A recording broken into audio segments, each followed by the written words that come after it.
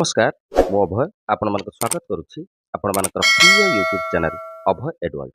बंधुगण बहु प्रतीक्षार अंत घटाई ओडिशा सरकार विद्यालय और गणशिक्षा विभाग मार्च मास 4 तारिख रे गणशिक्षक एवं एक्स कैडर शिक्षकों दरमा वृद्धि संबंधी नोटिफिकेशन प्रकाशित करिसेंति। कि आपण माने स्क्रीन ले देखि पारुछंती government of Odisha school and mass education department notification number 4516 dated 4th March 2024। Notification आसी जिबा द्वारा आशा और आशंका थिबा समस्त गणशिक्षक एवं एक्स कैडर शिक्षक मानकर दरमा वृद्धि और इनक्रीमेंट प्रसंग स्पष्ट होइछि। केउ मानकर केते दरमा बढ़िला केते इनक्रीमेंट बढ़िला एवं एही वर्धित दरमा एवं इनक्रीमेंट केबे ठारू लागू हेबो बा केउ मास ठारू मिलिबो से संबंध रे विस्तृत भाव में आलोचना करिबा।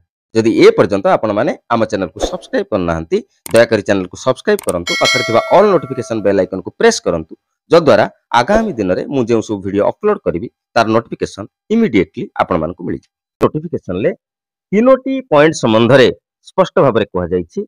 प्रथम पॉइंट रे कहा जाइछि the गणशिक्षकस who have acquired OTET shall be regularized as level 5 assistant teacher ex cadre. This shall come into force with effect from the date of issue of this notification.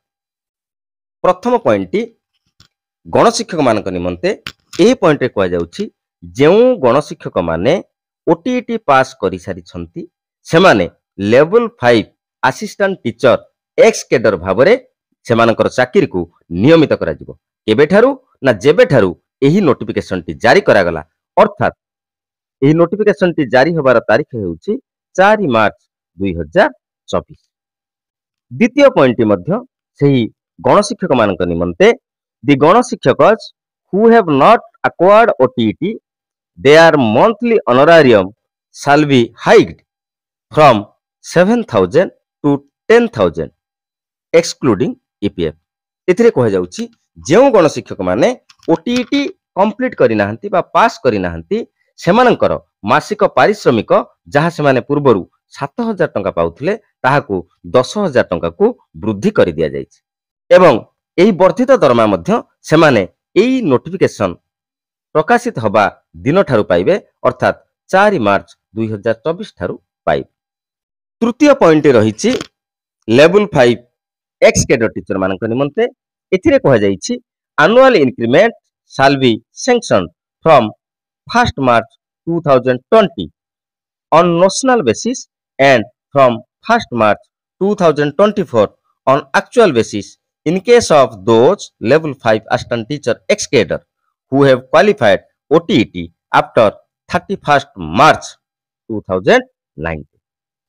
एही पॉइंट रे कहा जाइछि जेउ level 5 x cadre शिक्षक शिक्षयित्री माने 31 मार्च 2019 परे OTET complete करिसंती सेमानंकु 1 मार्च 2020 ठारू notional basis रे एवं 1 मार्च 2024 ठारू एक्चुअल बेसिस रे इंक्रीमेंट मिलिबो अर्थात 2020 रे गोटाए 21 रे गोटाए 22 रे गोटाए 23 रे गोटाए एवं 24 रे गोटाए पांचटी एनुअल इंक्रीमेंट दिया जिवो माने 31 मार्च 2019 परे OTET कंप्लीट करिसंती सेमानंकु इंक्रीमेंट दिया जिवो नोशनली अर्थात 1 मार्च 2020 ठारू 1 मार्च 2020 रे गोटिए इंक्रीमेंट पाइबे 1 मार्च 2021 रे गोटिए पाइबे 1 मार्च 2022 रे गोटिए पाइबे 1 मार्च 2023 रे गोटिए पाइबे एवं 1 मार्च 2024 रे गोटिए नोशनल इंक्रीमेंट पाइबे। ए समस्त नोशनल इंक्रीमेंट को हिसाब करि सारिबा परे जेउ सेल ले सेमानकर दरमा फिक्स हेबो सेही वर्धित दरमा सेमाने 1 मार्च 2024 ठारू पाइबे। नोशनल इंक्रीमेंट अर्थ पूर्व दिन ठारू इंक्रीमेंट जदिओ सैंक्शन करा जिवो किंतु 2020 रु 2024 मार्च पर्यंत एई मझी समयर इंक्रीमेंट बेनिफिट बा टंका सेमानकु दिया जिवो नाही वर्धित दरमा सेमाने 1 मार्च 2024 ठारू पाइबे। एथिला विद्यालय गणशिक्षा विभाग तरफरु गणशिक्षक एवं लेवल 5 एक्स कैडर शिक्षक शिक्षयित्री मानक निमंते प्रकाशित होइथिबा नोटिफिकेशन आशा करूछि ए सूचनाटी आपनମାନଙ୍କ ପାଇଁ अत्यंत उपादेय ହେଇଥିବ भिडियोटी को गोटे लाइक करिवे एवं ए भिडियो को बहु मात्रा रे अन्य शिक्षक शिक्षयित्री बंधु मानकु निश्चय शेयर करिवे जद्वारा सेमाने मध्य ए नोटिफिकेशन संबंध रे जानि परिबे। वर्तमान पई एठी रहिबा। धन्यवाद। नमस्कार।